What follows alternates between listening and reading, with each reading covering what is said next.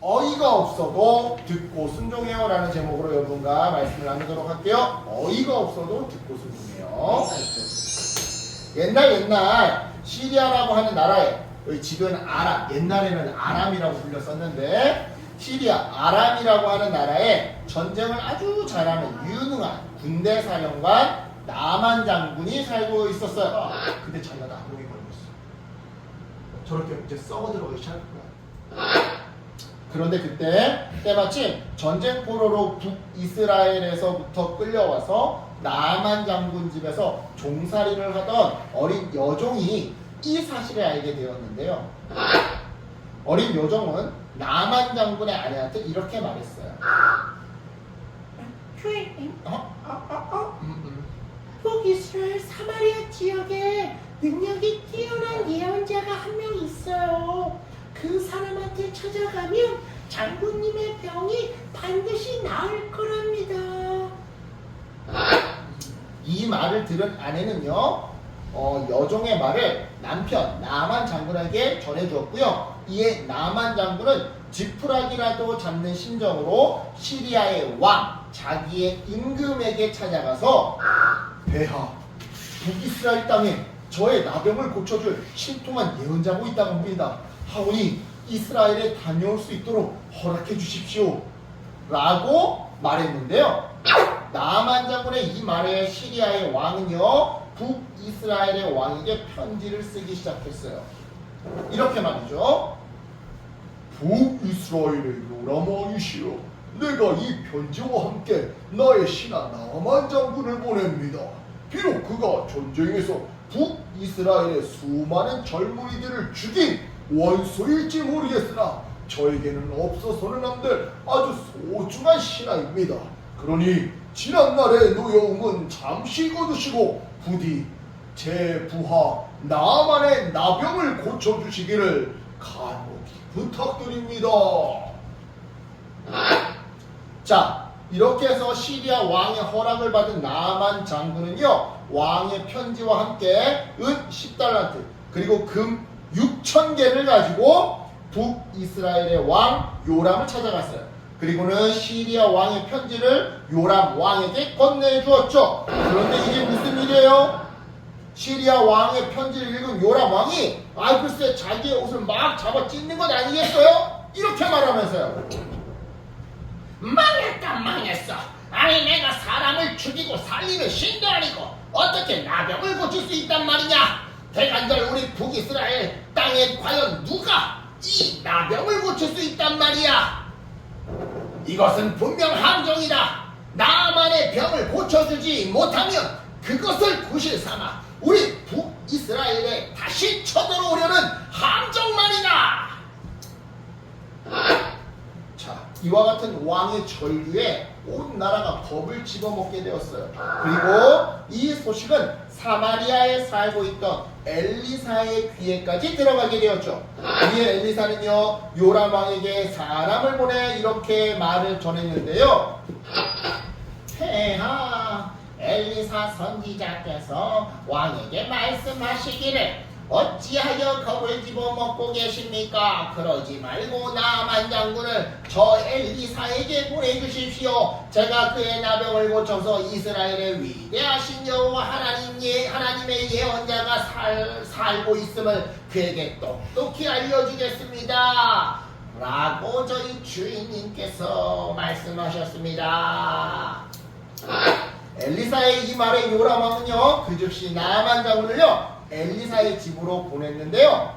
엘리사의 집에 도착한 나만은요, 집 문 앞에 서서 엘리사가 문을 열어주기를 기다렸어요.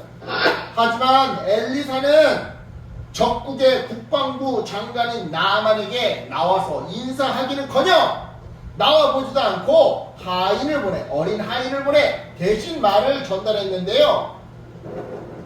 장군님, 저희 엘리사 선지자님이 말씀하시기를 요단강에 가서 7번 씻으시랍니다.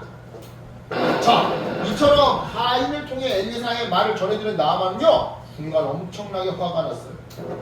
아니, 지금 이거 너무 예의가 없는 건 아니야?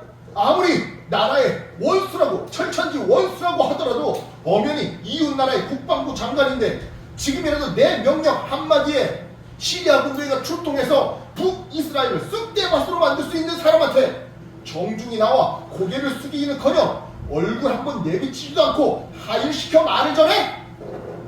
거기다가 나병으로 피부가 썩어 들어가는 사람한테 뭐 요단강에서 몸을 씻으라고? 그것도 그 더러운 물에서 7번씩이나.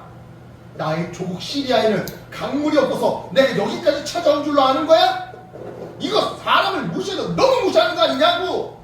이처럼 화가 머리끝까지 난 나만은요 그 길로 자기의 고국 시리아로 돌아가려고 했어요. 하지만 지혜로운 종들이 나서서 나만의 발길을 막았었죠. 장군님, 병만 나을 수 있다면 그보다 더한 일도 충분히 할 수 있지 않겠습니까? 그에 비하면 고작 강물에 몸만 7번 담그면 되는 건데 그까지 7번 못할 까닭이 어디 있겠습니까? 그만 참으시고 속는 셈 치고 딱 7번만 한번 요단강에 들어가 보시지요. 종들의 이 말에 마음을 진정시킨 나아만은요 방향을 돌려 다시 요단강으로 향했어요. 그리고 엘리사의 말대로 요단강에 들어가 7번 몸을 씻었죠. 그게 바로 그때였어요. 7번을 마치고 물에서 나오던 그 순간 나아만 장군의 피부가 마치 어린아이의 살결처럼 깨끗해져 있는 것 아니겠어요? 그래요. 나아만 장군의 병이 완전히 치료되었던 건데요. 나아만은 처음 엘리사가 말도 안 되는 것을 요구했을 때 자존심이 상해 화가 났었더랬어요. 하지만 말씀대로 순종했고 그 결과 치유함을 받았던 것이죠. 사랑하는 여러분, 우리도 신앙생활을 하다 보면요 오늘 나아만 장군이 경험했던 것과 같은 어이없음과 자존심의 상함 그리고 분노를 경험하곤 해요. 성경은 이상해. 왜 내가 죄인이야? 내가 뭘 잘못했다고? 그 친구가 먼저 나한테 잘못했단 말이야. 그냥 나는 내가 하고 싶은 대로 한 거란 말이야. 근데 왜 내가 회개해야 하는데? 왜 예수님처럼 나는 맨날 양보하고 맨날 희생하고 맨날 당하면서 살아야 하는데? 도대체 왜? 잠깐만 여러분, 오늘 본문 속 나아만 장군을 한번 생각해 보세요. 나아만 장군도요 처음에는 하나님의 사람이 하는 말을 그러니까 엘리사가 하는 말을 말도 안 된다고 생각했어요. 어이가 없고 자존심이 상해서 오히려 화를 내며 하나님의 사람이 하는 말을 엘리사가 하는 말을 거절하려고 했죠. 하지만 어찌됐든 그는 순종했고요. 그 결과 평고침을 받았어요. 즉 우리 역시 하나님의 사람, 예를 들어 뭐 목사님이나 부모님이 하시는 말씀을 또는 성경이 가르쳐주는 말씀을 설교 시간에 듣는 말씀을 아무리 어이가 없고 이해가 안 되며 귀찮고 자존심이 상해도 순종할 때 우리 삶에 어려움들이 해결되고 참 자유를 얻게 되더라는 것이죠. 그러니까 여러분 아무리 이해가 안 되고 어이가 없고 귀찮고 자존심이 상해도 하나님의 말씀을 듣고 순종하는 사람이 되었으면 좋겠어요. 알겠어요 강렬이? 알겠어요 어진이? 알겠어요 서진이? 물론 여러분 순종하기 힘들어요. 불순종하는 게 훨씬 더 쉬워요. 그치? 나눠주는 것보다 안 나눠주고 내가 먹는 게 더 쉬워. 하지만 잘 들어보세요. 쉬운 야식을 먹었을 때 질병과 살과 지방을 얻듯이 반대로 하기 싫은 운동을 했을 때 건강과 날씬함을 얻듯이 쉬운 불순종을 통해 얻는 것은요 다 나쁜 것들이에요.